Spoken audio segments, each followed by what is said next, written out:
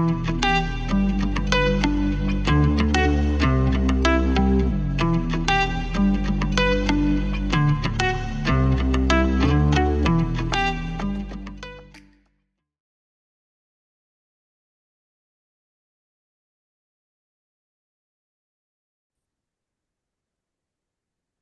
everyone. I am Dr. Dream, and you are here for the It's All Good show.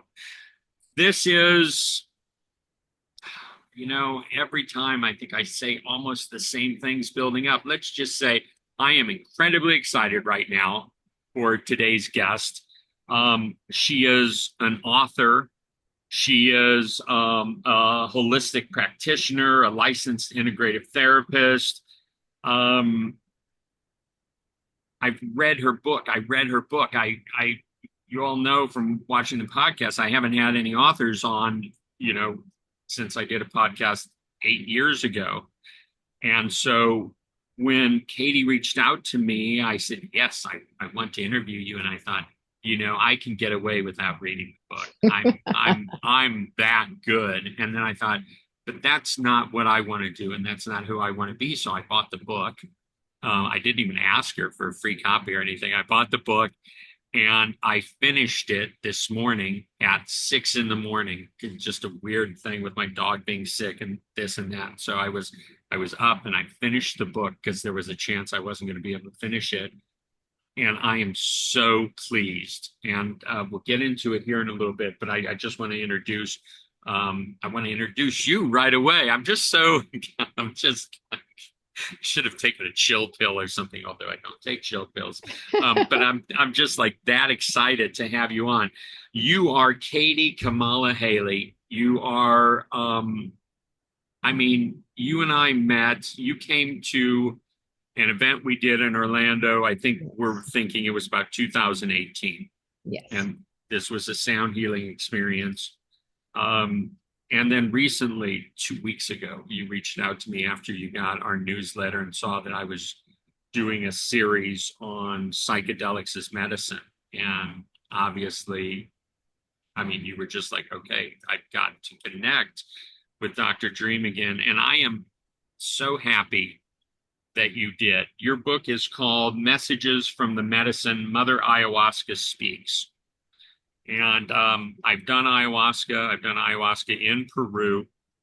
And I thought, I'm just so excited to read this book and see where this goes. And I thought, I was excited. So I was like, this is going to be a book all about ayahuasca. And it is so much more than that. So, and it's not the first book that you've written. So I may have to have you back when I read the book you did from India, which now I'm incredibly excited to get. And I'm going to start having you sign these things for me. Oh, but, you're very kind. I don't even know exactly where to start with this. I've got all sorts of things I want to ask you about and everything, but why don't you give us kind of an introduction to you writing this book? Okay, thank you. And thank you for buying the book and supporting what I'm doing, all the proceeds of the book. I'm going to do a little plug and hold up the book here. And it all goes to my nonprofit garden. And it was a good way to raise money for the garden, but also I felt compelled to write it. It was during an ayahuasca ceremony that I was told to bring out the messages that I had been channeling for 7 years. And honestly, I'm kind of private. I didn't really want to put out my story with it, but then I realized nobody knows who I am. And if there's no context, it's like, where do these messages come from? There has to be the story. And I had started writing a story, short novella called Amo Amazonia, because I love the Amazon, which was about all the artists and just the artist retreat portion. So I did have that written, but I was like, okay, I need to finish the whole trip of Peru. And then really, I try to condense everything into 7 years, because that's really when I believe that it was finished, with the food forest.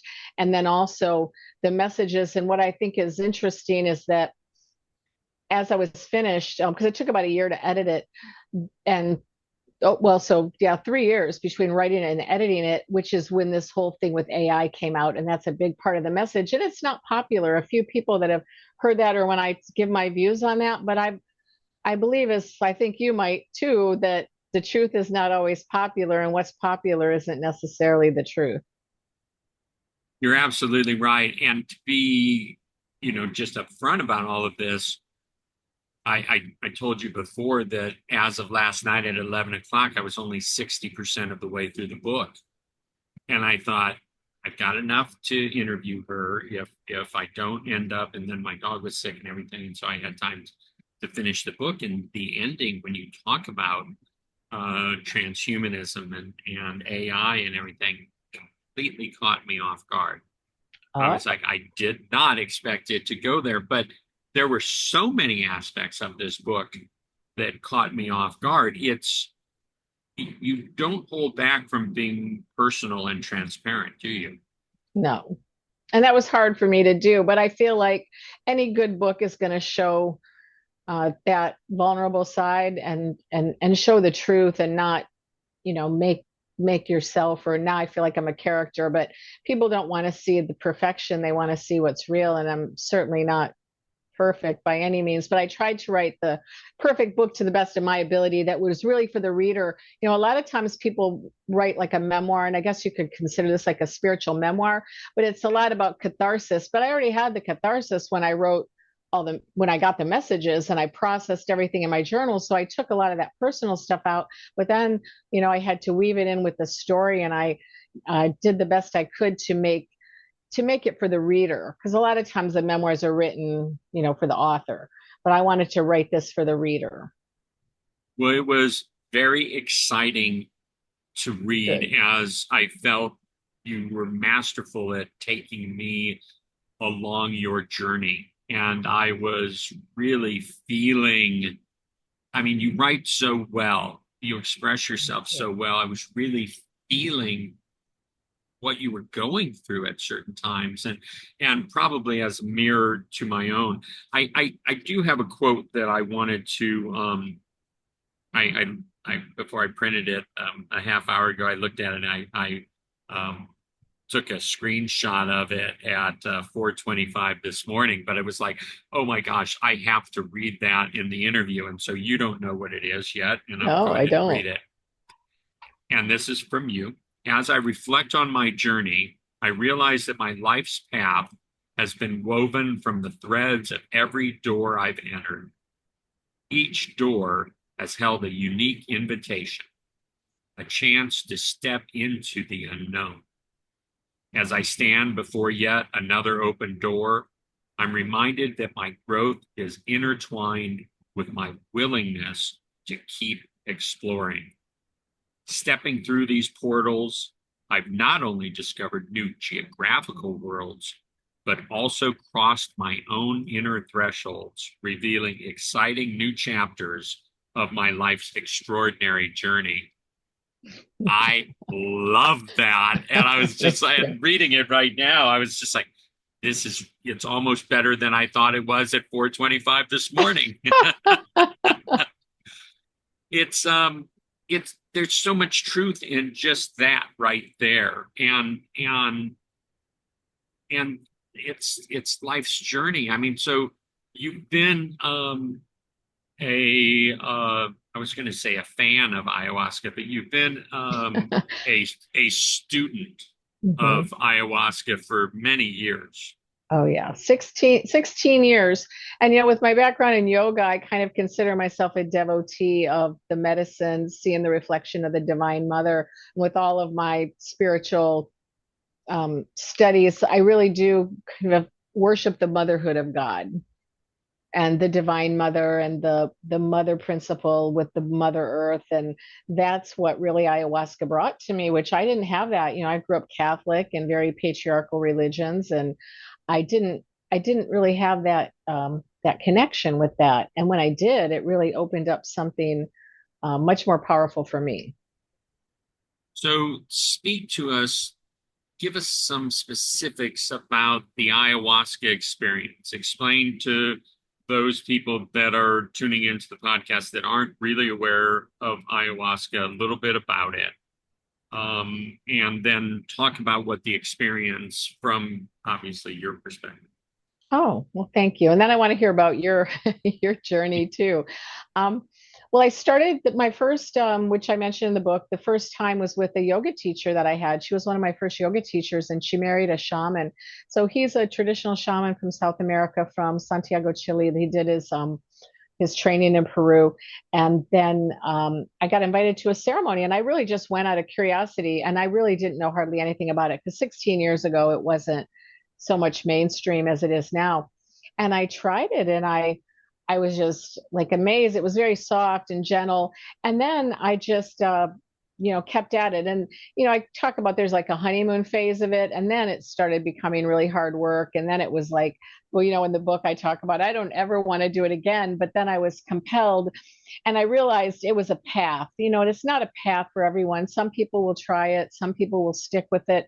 But I feel like now I don't have as much, access to my shamans, as they're not in Miami anymore. So I might get to do it maybe once or twice a year, which is good for me. It's just like a reset.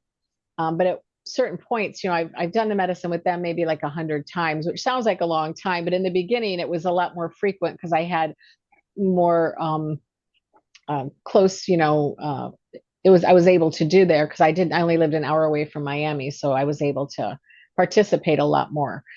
And so the ayahuasca, is a plant medicine from Peru, the indigenous ways of thousands and thousands of years, where they take two plants, the charcuna and the ayahuasca vine, and the charcuna is a leaf. And when they cook it together and singing songs and prayers, that it turns into this magical substance with the DMT that is a psychoactive substance.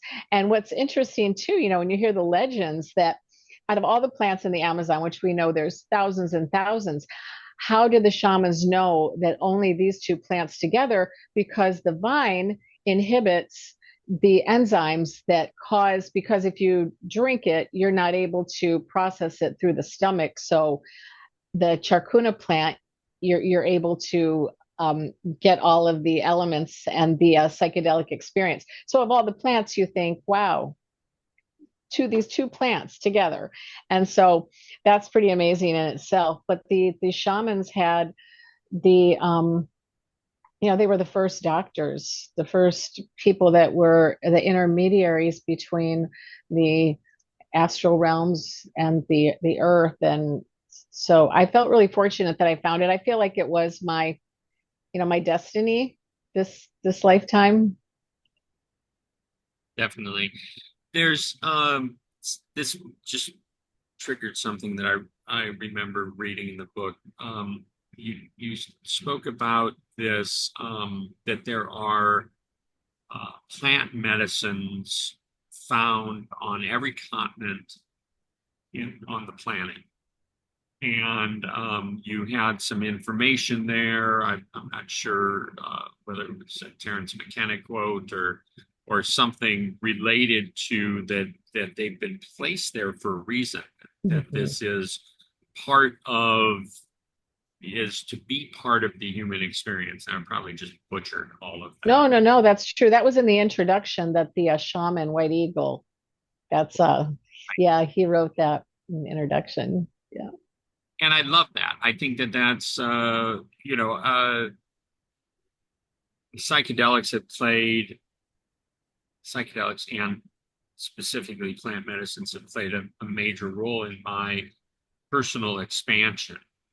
But even now, there's still a stigma to it.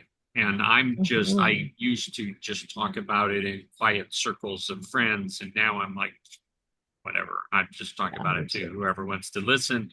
I don't have anything to gain or lose, or I don't have anything to lose, and I think transparency and everything. But I was talking to someone yesterday and I said, she said, there's somebody that wanted to be on your show, but she said to me, oh no, Dr. Dream does psychedelics.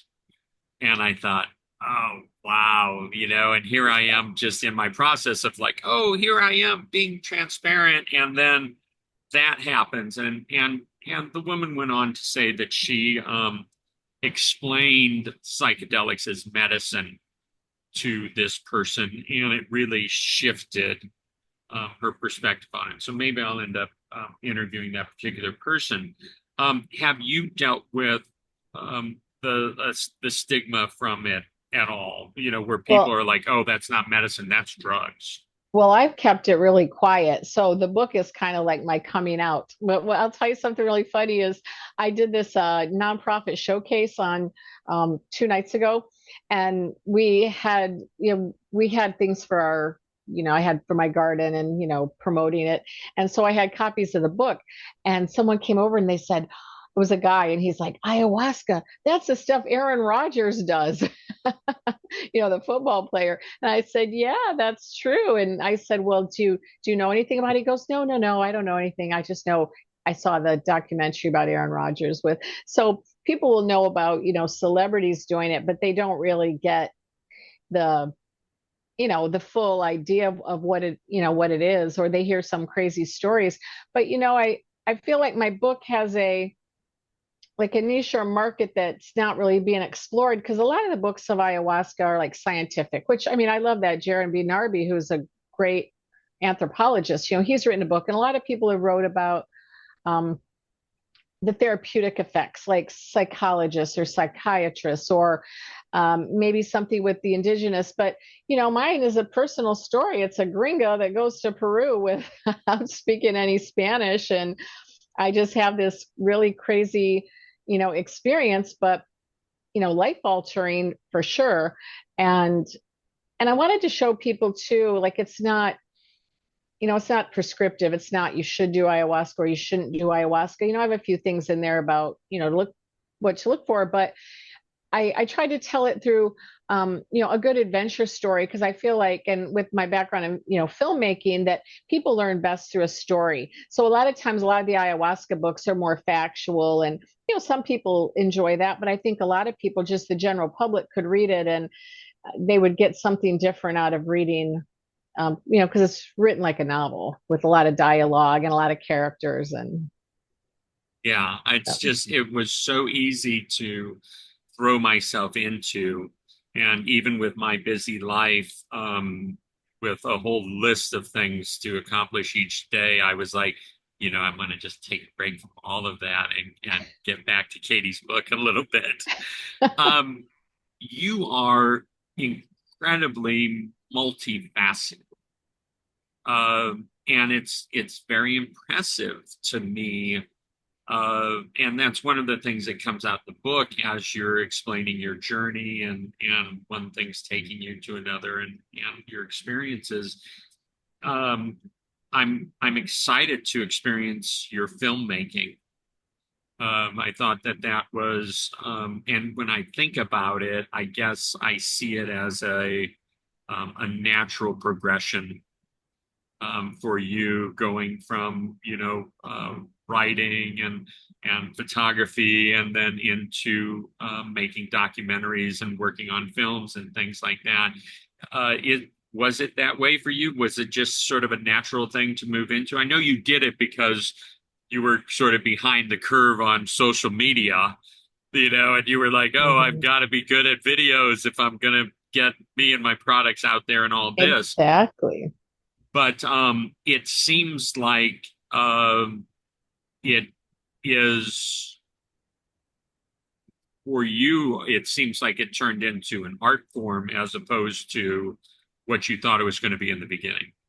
Oh yeah, definitely. And I really love it. But it's unfortunate that for a lot of, small films, I did good as far as being well received and got into, quite a few festivals and things like that. But you put so much time and your own money, and there's really, unfortunately, no real return on investment for a lot of the short films. And even with the garden and nonprofit garden right now, since I stopped doing massage a couple years ago and doing that kind of work, I'm working in brand marketing and social media marketing, and I do make some, videos for people, more business stuff, because so many of us, now I'm kind of in the gig economy, raising money for my garden, and um, So to take that time again to make a film, although I do believe um, in like a year, I do have someone interested to make a permaculture documentary on my county here, which I believe is becoming one of the top places for permaculture in America. Here in Lake County, Florida. And right now we have so much going on in Florida with all the new bills coming into um, our lawmakers about selling off all the agricultural land. And a lot of us are upset about, state parks have the potential to become golf courses and condos. And so Florida is at a real precipice of things could go really wrong here. And right now, even where I'm at, used to be a sleepy little farm town, citrus. That's what this was here. And now, since the pandemic, so many people have moved here. It's crazy. Like, I don't even know, I'm here committed to my parents, but in the future, I don't even know if I would stay here. But right now, there's a vibrant community of people, young people, older people who want to be more self-reliant. And I belong to the Lake County Permaculture. And I think there's a good story there that might, with this producer, be able to actually get sold to a streaming company. I mean, even if I just break even for all my time and for everything, and not that it's costing me money to make a film, but I love the process of the filmmaking. I really do. It's, to me, it's more gratifying. Writing's really hard for me. I agonize over every little word. I Well, do. it worked out. But let's talk about the pineapple peace garden. First thing, how it came about, and the name, and then the story of who inspired the name, I think is a fascinating story that I was completely unfamiliar with before I read it in your book. Oh, you hadn't heard of Peace Pilgrim before. You know, And you know how I discovered her? I was living in Key West and I was at the health food store there, the Sugar Apple. And I went in there and I found this little tiny booklets that were free. And I read it and just something came over me about her. And then I got a bunch of her literature and I was sending donations and they'd send me stuff and I would, just pass them out to people or people I was, meeting. And one day I was a volunteer at the West Martello Garden in Key West, and I had this spiritual experience. I'm not kidding, that her spirit came to me and right hovering above me, like I felt it.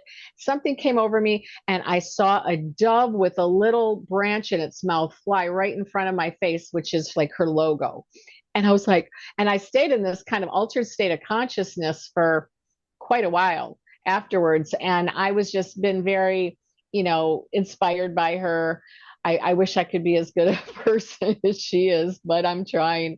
So she's really someone I hold in high regard. Same thing with Vandana Shiva, who a lot more people are probably going to be familiar with. Maybe not everybody, but she's a very powerful woman, and I watch a lot of her videos, and I just love her. It's my dream. I have in the book about meeting her and going back to India to get to meet her one day.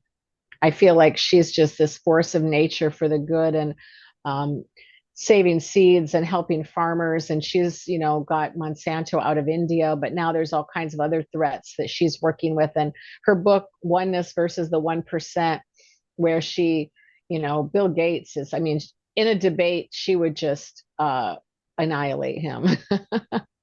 She's Lisa just that Lucky. that powerful, but power like I love the way she speaks. I love the way she is. I love her mission.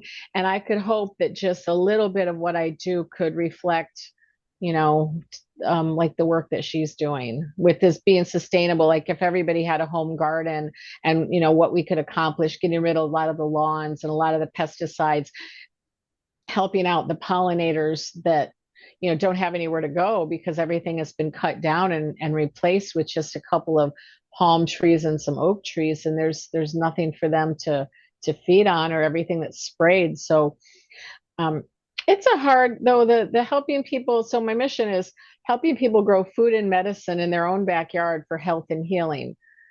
But it's a tough sell because people have become very soft. People don't like to sweat. People don't like to work. It's funny, they'll pay money to go in a sauna for the benefits of, but they won't go in their yard to harvest their veggies because it's too hot. Now, before we get too far away from it, if I didn't know who Peace Pilgrim was, I'm figuring a number of people don't. Not that I'm on top of everything, but give us just a little bit of that Okay. her story. Yeah. So I'm sorry. So yeah, she was an activist, and she was an activist for peace. And she gave up all her physical belongings, money, possessions, and she walked across America 7 times as a penniless pilgrim. And she changed her name, and she just wore a tunic that said Peace Pilgrim. And she had so much faith. She wasn't really religious, but she was spiritual, and so much faith in the provision of, the universe to guide her. And she wouldn't eat until someone gave her food. She wouldn't sleep till someone gave her bed, or she'd sleep outside. As she got older, she, people knew her. She became kind of famous, so it wasn't as difficult as in the beginning, but she still never owned anything. And she was just a fabulous human being. She was a vegetarian. She just was really working towards world peace, because that was the time that there was, when she started her mission, like in the 60s, late 50s, 60s, when there was a lot going on. And then it really became about helping people cultivate peace within themselves, because we know, you're not going to have peace in the world unless you have many, many individuals that can feel peaceful. Beautiful. I knew nothing about her, and just it's like a modern day, Buddha, or like in Thailand or whatever, the monks will Yes, a go and they'll be bodhisattva. fed by, yeah, exactly. So Yeah. I love that. Now, what drew you to creating this garden? And it's and the location where, where is it? You're in your cottage right now on the Yeah. property. Yeah. Tell us. Well, I had wanted to do it for a long time. I've been a plant person. I had a community garden space in Boca Raton where I was living, and I had gardens when I had a house in Orlando. It's much smaller though, small gardens. But I'm just a plant person. I had an aromatherapy company for 18 years, and I'm a certified community herbalist. I did a lot of things in the plant world, but I wanted to have, some land. But unfortunately, it just wasn't working out with where I could get it, and how just the pieces would not come together with the expense. And also, even if I could find something that I could afford, there was too many regulations to do what I wanted to do with sustainable living. But I was also very naive. We see this on YouTube, and we're like, oh, people show all these beautiful places, and it just makes it look like, oh, I could do that. But in reality, it's really hard. And I would never want to do anything bigger than the property I have, because it's a lot of work. And I only have my father that helps me, and he's 86 years old. So yeah, so I decided to do it on my parents' property. It's just a quarter of an acre, but I also felt like I wanted, the pandemic changed a lot of things, and I felt called to um, be there for my parents and help them in their older years of, life. And I'm happy I did. I mean, it's been really good. It's really hard too, but everything worthwhile is a little bit hard, isn't it? That's right. Now, getting back to the book, um, you didn't always have an easy relationship with your mother. No. And how has that changed with your interaction with ayahuasca, which is the mother energy, and all the lessons and the inner journeys that this has taken you through? That's a great question. And I feel like one of our purposes in life is to heal the generational wounds and traumas, because it's not, just us. We have a parent that's been difficult, but they had the difficulty in their parent. So it goes so far back. I had an experience during the ayahuasca that a lot of that generational karma was healed, and that was an amazing, experience.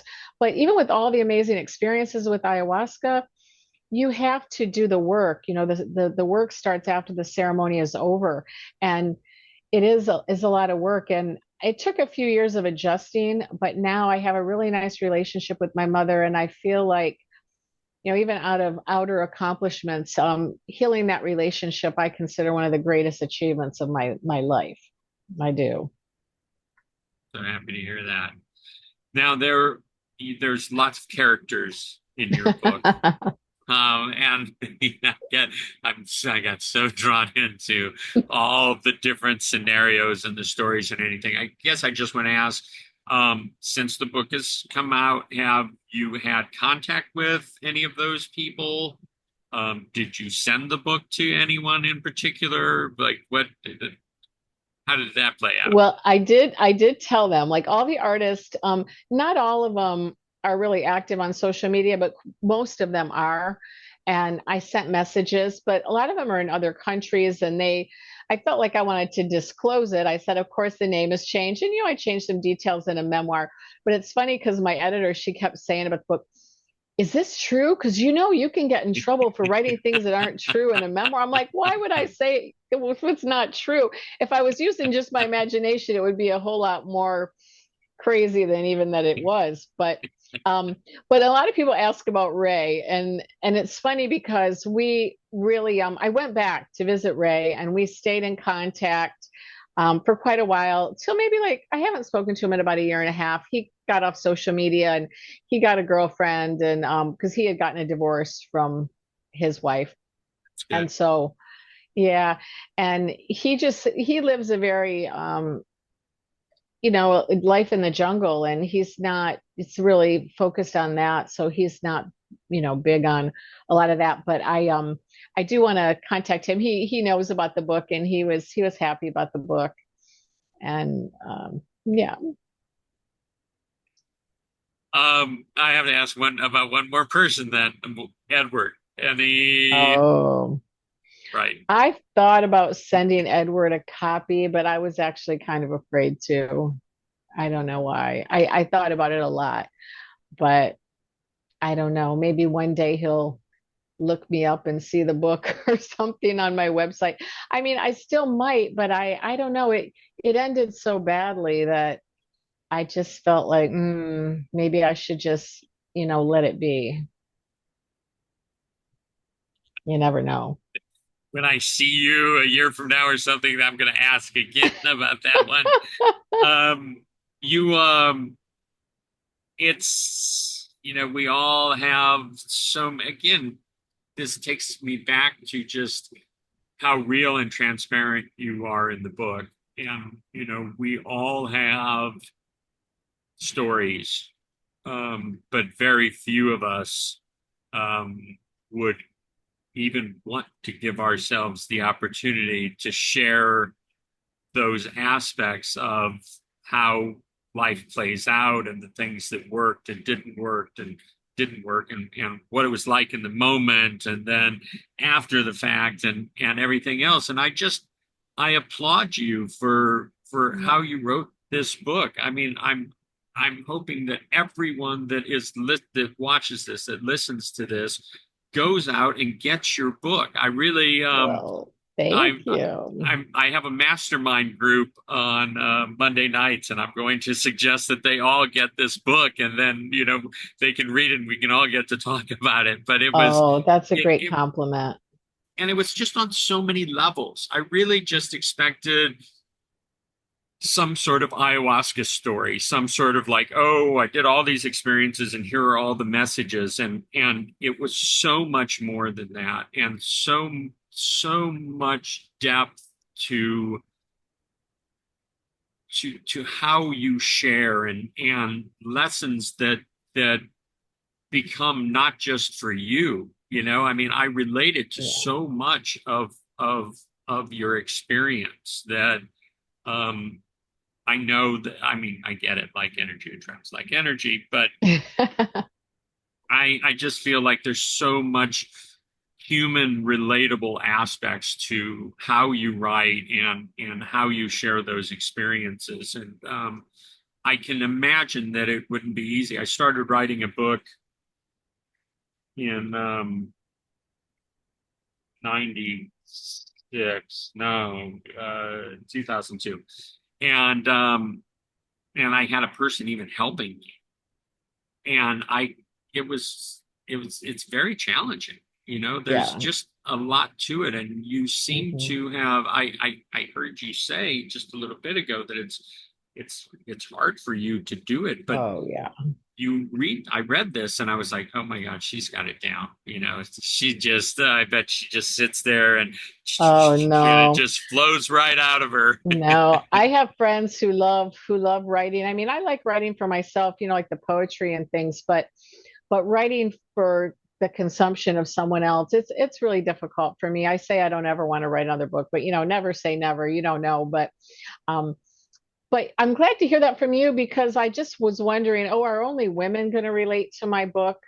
Are men going to, since it's such a female centric kind of story, but you did. So that makes me really happy that didn't, you know, it Yeah, wasn't too.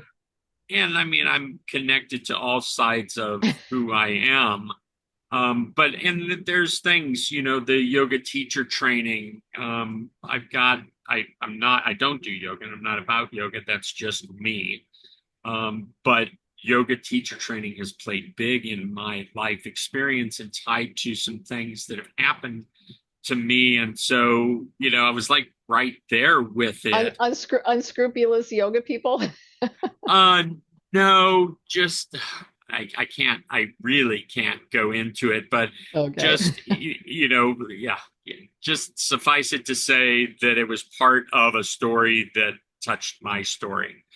And so that was really fabulous. And then I did go down to Peru in 1994.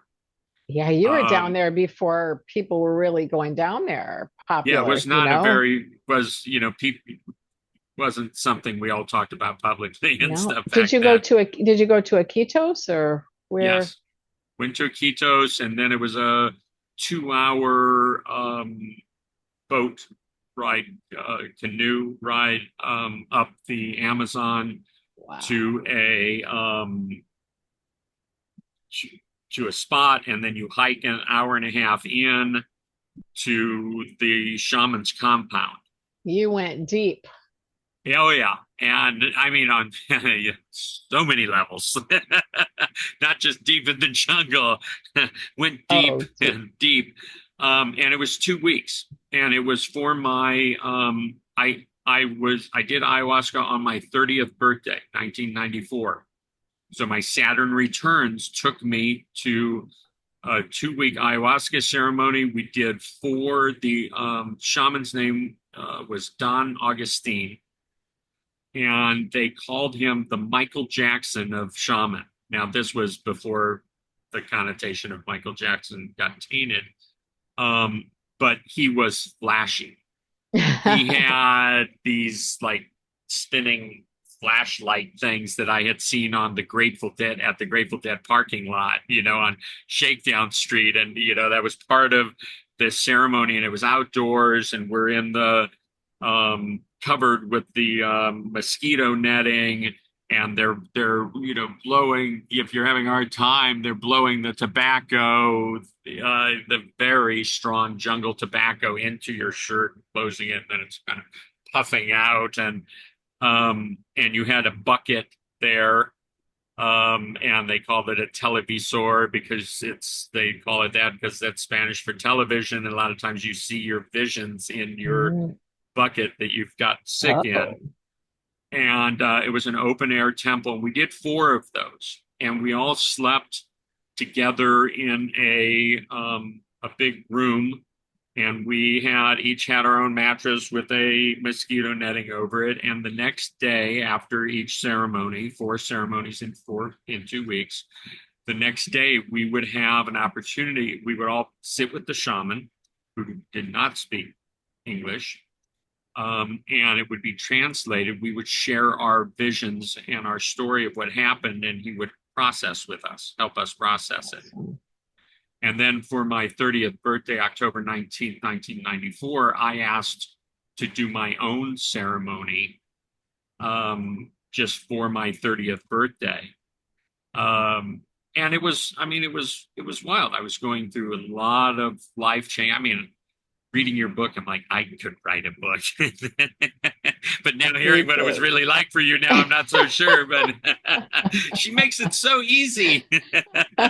um, but it's beautiful. So there was so much there that I could relate to, and the emotional aspects of the um, the moments in the relationships and the moments in the challenging things with the yoga teachers and the all of it. I there was just so much I could relate to. I trying to think what I couldn't relate to, and I'm not even going to go there. There's nothing really there. So it really hit on all cylinders for me. So And were you having flashbacks about all the mosquitoes and the insects and remembering what all that was about when you go there? I really did. It's funny. In one of the one I did alone, so I didn't have the um, music and the chanting and everything going on. I did this solo, Oh, and geez. I the mosquito, like the deva of the mosquitoes, came to me and said, "You have something we want." And I said, "Whatever I have for you, I give freely to you." Your And blood. for No. yeah, exactly. No, that is exactly it. For years Oh after my that, I God. was like mosquito bait, and I had to do a ceremony at some point years later where I had to say, okay, I know I told you whatever I I gave have, you can enough. have, but I'm taking that back with all due honor and respect. I really, this is no longer available to you. And to this day, I'm not bothered by mosquitoes. Like What a Stephanie story. gets, they go after her all the time, and they did for me, and I it was directly related to that experience. Anyway, that's a little bit off track, but Very interesting. it was fabulous. And you listened to the interview that I did last week with Claudia, Oh, yeah. my friend of over 3 decades, and it wasn't even specifically about ayahuasca. If you go back and watch, you would find this fascinating. Did you watch that 40-minute documentary that was in the links? No, I didn't watch that yet, but I want If to. if you have a chance, watch it. There's 2 sentences that are translated in subtitles, and the rest is just the film. And they do ayahuasca very different there. It is, as Claudia was saying, it's a party. And people have said to her, no, ayahuasca is not a party. And she's like, well, go to this tribe in Brazil. And it is, and everybody's dancing and they're singing, and it's, just the movements and everything. And I was just watching and I was like, wow, that is so different than what I experienced. But it's beautiful to me that we're getting the experience, for those of us that can't go down there or whatever it is, that we're getting the experience from your book and from that documentary. And we say what we can, say what we will about computers and the internet and everything else. There's a wonderful aspect to it that Oh, makes yeah. the world a very small place. Um, Now, talk to us about transhumanism and AI. Oh, okay. That Well, was my segue. oh, I love that. So, well, first of all, I'm not anti-technology. I mean, I don't know where I'd be with, driving for my job without my GPS or filmmaking or editing, as a tool. So I look at it like technology can be a tool. However, I do think there's a greater agenda. And, in the book, I talked about when I had like a Kundalini awakening in 2014, and it was a two night, ayahuasca event with my shamans. And the second night, when I had this Kundalini awakening and I had this vision that humanity was going to split into two types of people, it would be the people that would be the earth centered beings and people that would want to go forth to this cyber reality. And I thought I was seeing like way in the future. And then it was only when I went to these other artists, because a lot of the Europeans, hanging around them is really cool because they're so open minded and you can talk about anything with them, it's with the Canadians and the Europeans and the Peruvians and different people from South America. And they're the ones that told me about transhumanism. I never even heard the term before. And then it comes around as I would once in a while, like I never had any what people would call really like a bad trip. One time I did get very kind of scolded by Mother Ayahuasca because I wasn't living my life the way I should be. And that was a difficult, painful experience, but that was like on me. But these other ceremonies, I was taken into this cyber reality and it was really so, unbelievable. Hard to even explain. Like I tried to describe it a little bit in the book, but uh, I felt like this potential to lose the soul. And then I listened to a some lectures with Greg Braden. You probably know of him, right? Yes. And I really respect him. He's got the science, but also the spiritual perspective. And then I bought his book, and in his book, saying, this might be the last generation of pure humans, and that's the name of his book, Pure Human, because as our DNA, when people like everyone's already wanting to be so artificial, and we have the artificial foods, and people are doing artificial modifications to their body. They're doing, we're having all kinds of artificial, the GMOs and then other things. So that's like part of it. But I feel like if people are going to have to make a choice, and if they don't make a choice, the choice will be made for them. And what's going to happen is it's going to be difficult because as we go on, yeah, right now, you've got the chip in your credit card. But you see the people even in high tech societies. I think it was in Sweden, and they have the chip already in their wrist, and then it's going to be it's be even easier if it's in your brain and you can just think it, and then all of a sudden. Now, for people that aren't spiritually minded, I guess it doesn't matter because if you don't have any value for like that you have a soul or that you are a soul and you want to achieve's not a good word. You want to merge, right, with the Godhead. You want to merge with this divine love and this, say there's divine intelligence and then there's artificial intelligence. And so maybe that's a way to describe it. Which do you want to go? Because I'm not anti-technology, but it's also where I think we're at a very dangerous point of using it to enslave humanity. And I know some people think that sounds outrageous. Like I did a podcast with a woman and she stopped me. She goes, "Oh no, spirit's already winning." I was like, okay. I hope spirit's winning, but I don't think it's just spirit's winning. I feel like we all have to win our own spirit by the choices that we're making. I've always said that, and I can't remember exactly where I developed this viewpoint, that there would be a bifurcation for humanity. And some of us would go on to create or experience the new earth, Yes. whatever. And then some of us would go on and experience the less than new earth, the older, the apocalypse, just less than comfortable. Yeah, I'm getting And chills. I'm just getting chills when you're saying that. that it's that we get to make the choice in each moment. Like, Mhm. I love technology. If you could see my setup right here, I mean, this is a truck camper that we live in last year, 11 and a half months. We go all over. I've got Starlink hooked on the ladder in the back. We've got solar. Right now I'm in an RV park, but we can be off grid and still manage everything.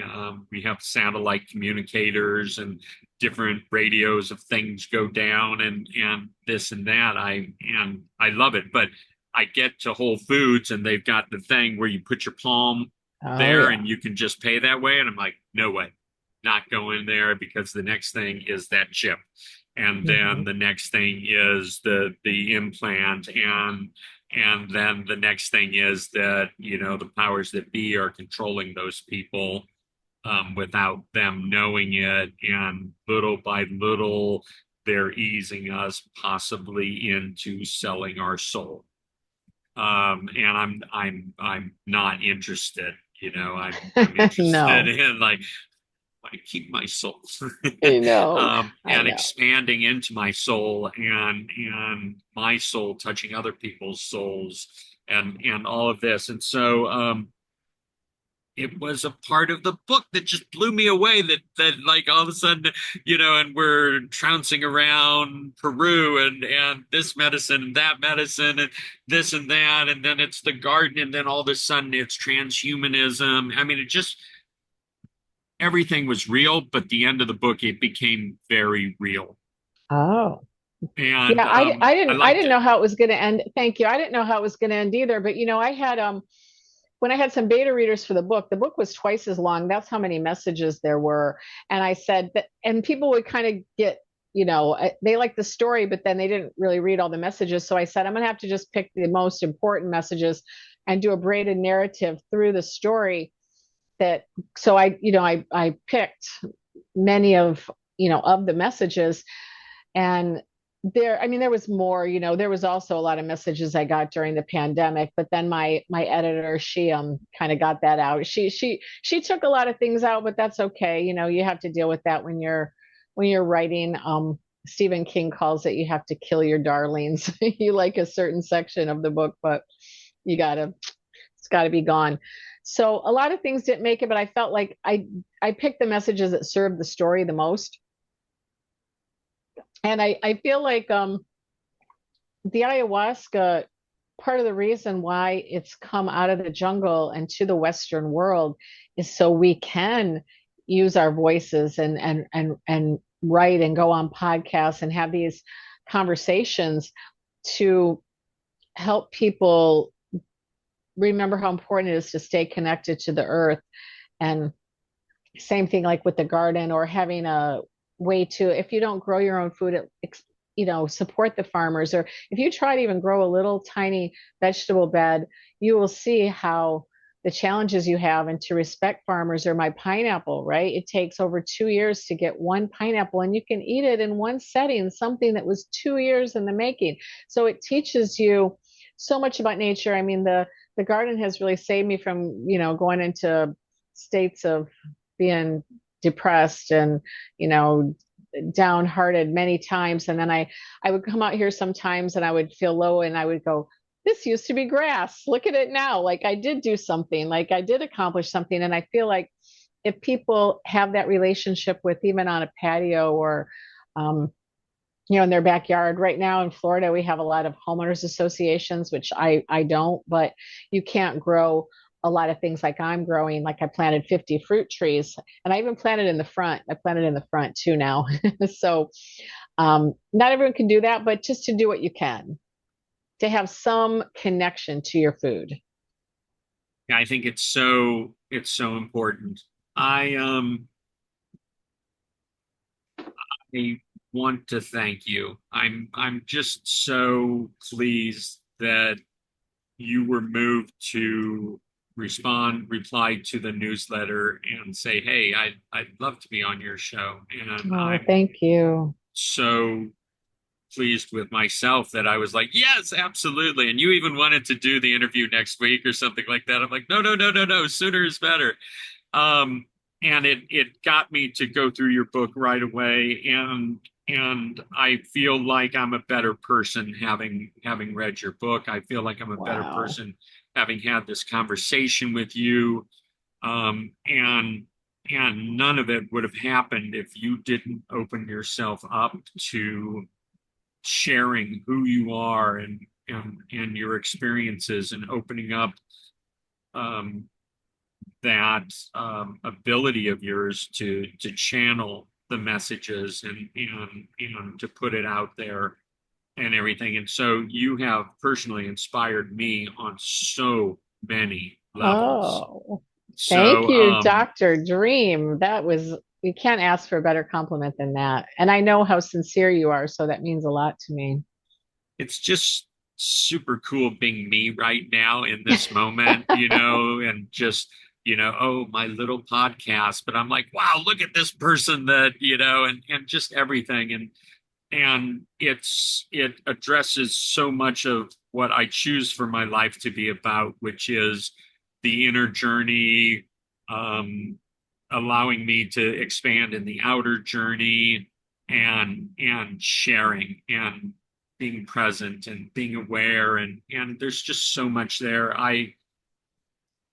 you said you may not write another book, and when you said that a little while ago, my heart literally sank. And I was just like, no, no, no, no, no, no, no, no. And I'm like, Ayahuasca, tell her she needs to write another book, please. Oh, You are very talented. I can't wait to come thank back you. to Florida, I and can't see wait the to see garden. you. Or Yeah. maybe we'll meet up someplace else along the way. But I super appreciate everything about you, and the fact that you were a guest today on the It's Oh, All thank Good show. you. It really does mean a lot to me. And we will put links for people to connect, katiekamala.wellness.com. And I'm going to ask you for other ones where if people are interested in more information about Oh, great. permaculture, and if there's a documentary that's like, hey, if you like what we're talking about, you're gonna really love this. But I would love that, because this is how we get the message out there, and I just would like some other links from you and everything. Oh, I So, would love that. And I just appreciate you so much. You asked such great questions and that we had such a good connection, especially because you've taken the ayahuasca and you've had some fabulous other guests on your podcast as well. So you have a wide range of this whole psychedelic exploration, which people are interested in. and part of my thing is destigmatizing the psychedelic experience. And I think we did a lot on that in this conversation. So, from my heart to yours, thank you Thank so very much for everything that you're you. doing. And you've got an ally here, wherever I happen to be. And if there's anything I can help you with or be involved in, please let me know. Thank you.